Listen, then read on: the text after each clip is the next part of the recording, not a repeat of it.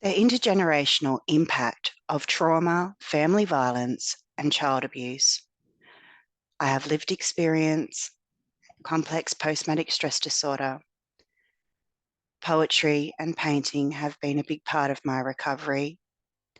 My name is Nicole Oden.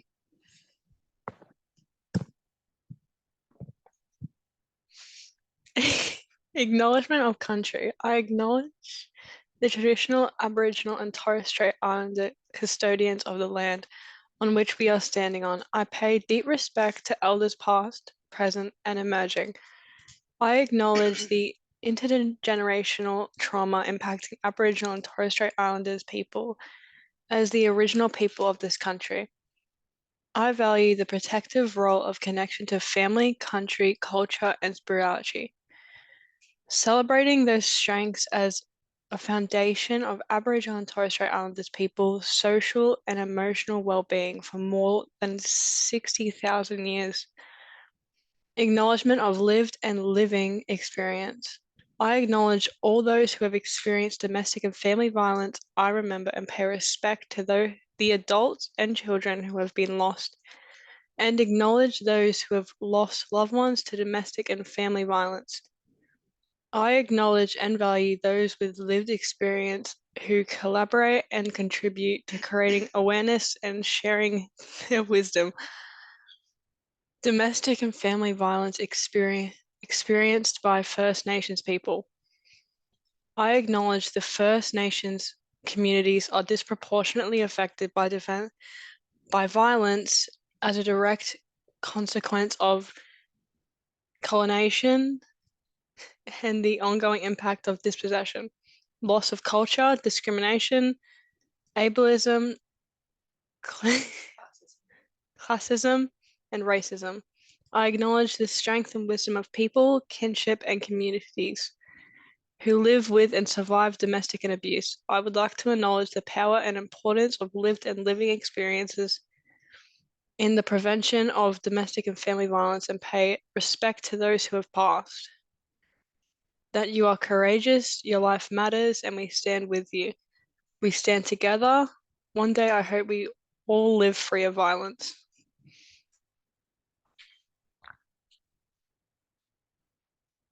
Trauma, breaking on the floor. The devil's force, so strong, cutting deep, filling with hurt, breaking on the floor. God, help me, help lift me off the floor. Not asking for any more, just lift me off the floor. Not breaking on the floor, I will not ask for anything more.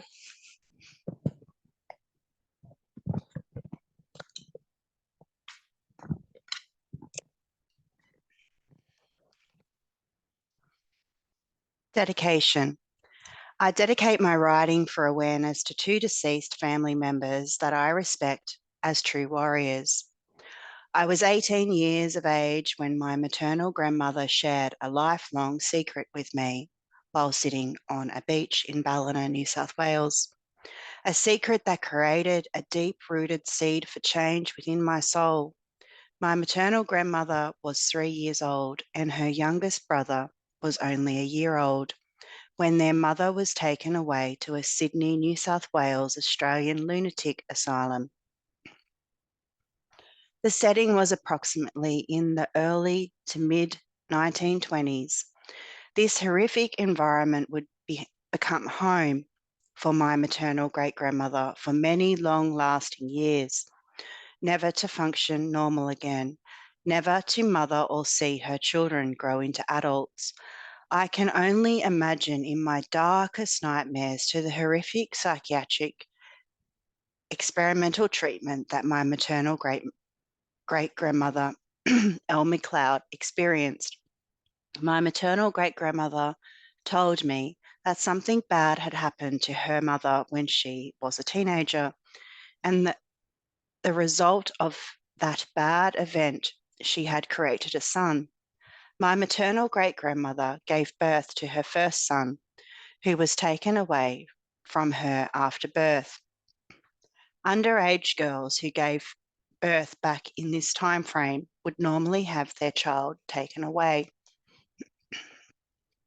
Only adding to her trauma and deep-rooted heartache I just cannot imagine how bad it would have been. Mental health, support, awareness to trauma just did not exist back within these days.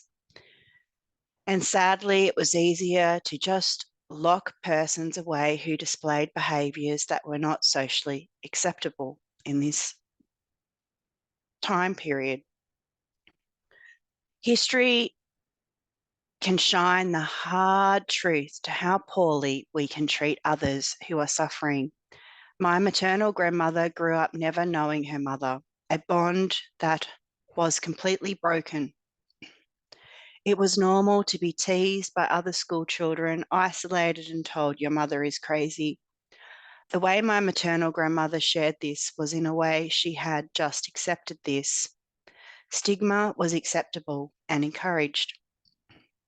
Just a harsh historical period. Coping meant never telling anyone her secret. It was easier to just leave her hometown in New South Wales, Australia.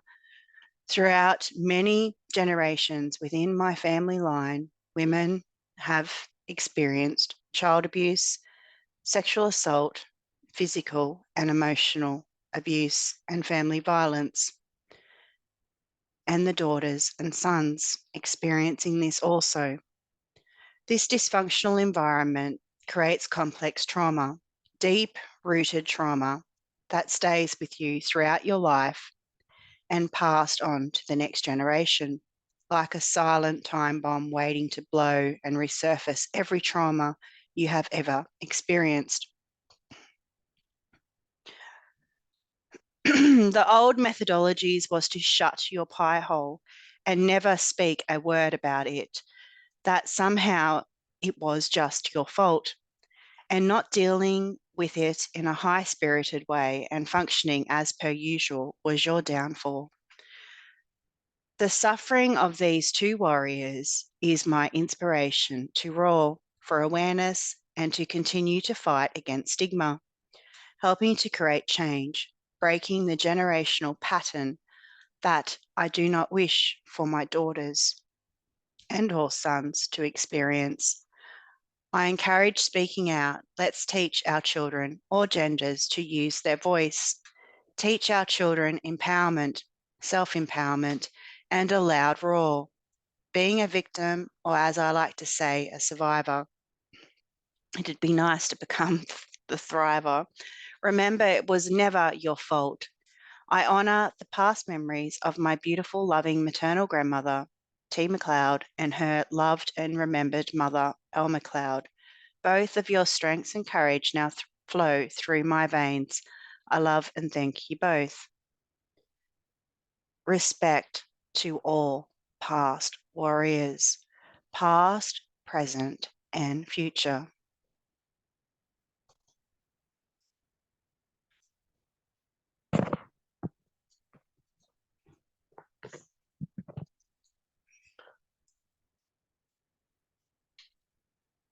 Flying hope, showing off colourful ribbons.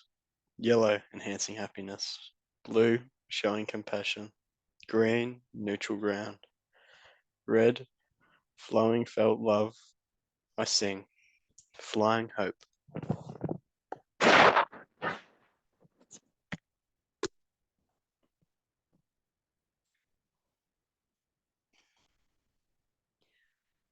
Every time when I drove there to do it and my life, I would just sit in my ute listening to music and looking at the ocean, sparkling surface. I just could not do it. I felt beyond hopeless in the pain and suffering.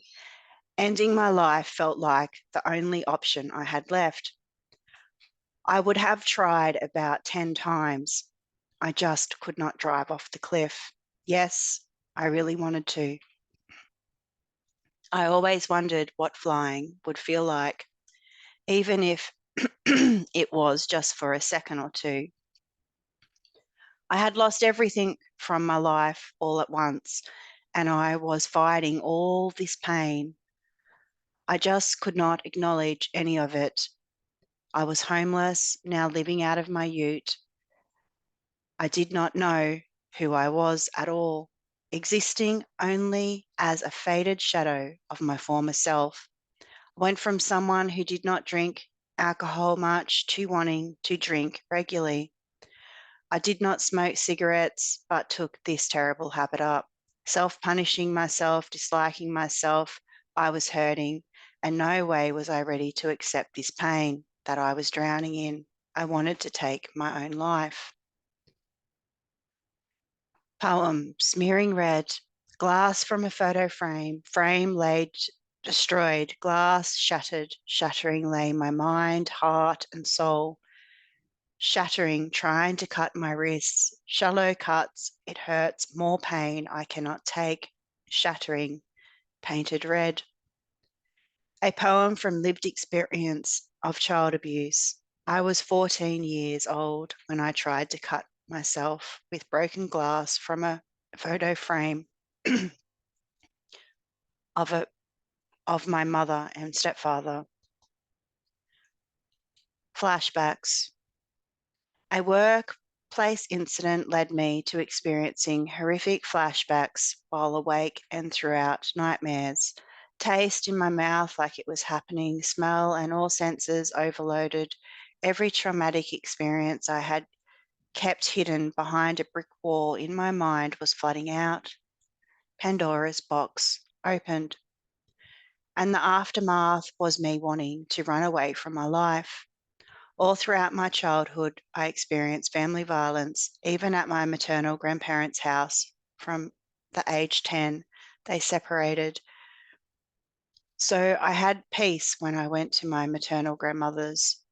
At my maternal grandmother's house, I was trained from a young age. If I saw the signal to run, I knew the drill. I had been trained to run and hide under the house, crawl under the lowest point, slide under on my tummy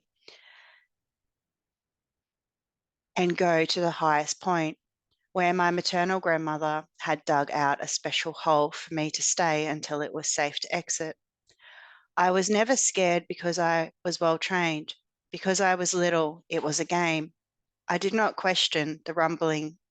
It was normal, and I knew I was safe because my maternal grandfather was too large to fit under the house if he found me. I would draw in the dirt and I was peaceful. Sometimes my maternal grandmother would join me and draw as well, or play tic-tac-toe games and noughts and crosses in the dirt. We would have quality time under the house till it was safe to come out. I did not understand this was family violence. It was my normal.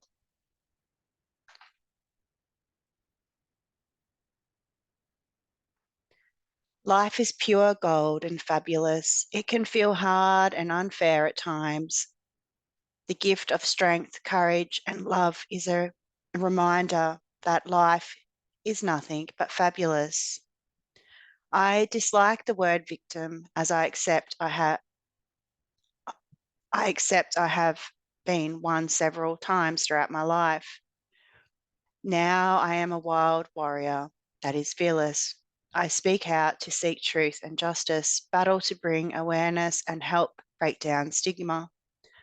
Once silent, hiding in the shadows, hiding my pain, standing alone, I took the step out of the shadows and found my voice, fighting to be heard, out in the hail and heavy rain, still standing alone, but I found my voice. Power to the spoken word. If you can't hear me, I will speak louder over the hail and heavy rain. The shock no one knew, my strength and courage as I continued my battles beyond to be heard, like I am in warfare. Some days I did feel like I was taking on the world and to fight against stigma, each new step moving forward, taking on outdated terminology and helping create a brighter, updated, more current to our times methodologies. I will continue to fight for current and past victims so we can create awareness and stronger support for all persons living with trauma. As a rainbow survives through color vibrations throughout every universe, color appearing, then disappearing, color vibrations, transformation carried across worlds, time is timeless, never-ending universes, the unknown, survival, rainbow forever. I have seen intergenerational effects within my own family lines through several directions. I do believe more awareness for children who fall into intergenerational family lines is needed. Education, awareness, and support to correct those grey areas for our children. So hopefully throughout the next generation after them, and then the following next generation, and so on, hopefully in time, we can have generations that are free from violence. Pain. There is no turning back, a silent place. Turn the music up. Time has gone. I cannot change the past. Turn the music up, a silent place, along with pain, waiting for the music to stop. This pain was not my doing. Pain never leaves. Darkness pushing for light. What are you waiting for? Give truth, justice that I seek. Why make me wait? Holding this pain, why wait? Justice should not be at this slow pace. Embrace curiosity. Recovery takes effort, and for me, that effort is worth fighting for. Routine and structure to keep improving with my long-term recovery. I will be managing my recovery for the rest of my life. The effort I put into my recovery is rewarded. I get to be involved with my children. I get to have a healthy relationship with my children. I receive a better quality of life. We all have different opinions on what normal looks like. Normal can be different from race to race, crossing over to a mixture of belief systems. Our worldly cultural indifferences, what is normal when cultural hybridization is modifying to the newest element, the differences to norms from each generation, what is normal? My opinion, normal today will be different normal in 10 to 20 years' time. Normal today was so different to going back in time 50 to 70 years ago. So what is normal? Normal is always shifting. Normal never will stay the same. Why? Because judgment is always shifting. Science is always shifting. As we learn and grow, these areas evolve from once a closed-off society opinion, which now can be outdated and be called stigma, to past opinions in so many countries for a person's individual right to be gay, that this was looked at being a sin, illegal, and still in countries today, this can exist, or have your mental health questioned, that this personal choice, again, like I just said, could have your mental health questioned. How wrong? Now in many countries is legal, and you can marry the same sex and adopt a child free from discrimination. I ask, what is normal? Is it normal how we treat all genders of child sexual abuse or any child abuse? Is it normal how cruel we can be to victims of sexual abuse or physical violence, domestic and family violence? Is it normal how we treat persons who come forward to a workplace sexual assault? What is normal?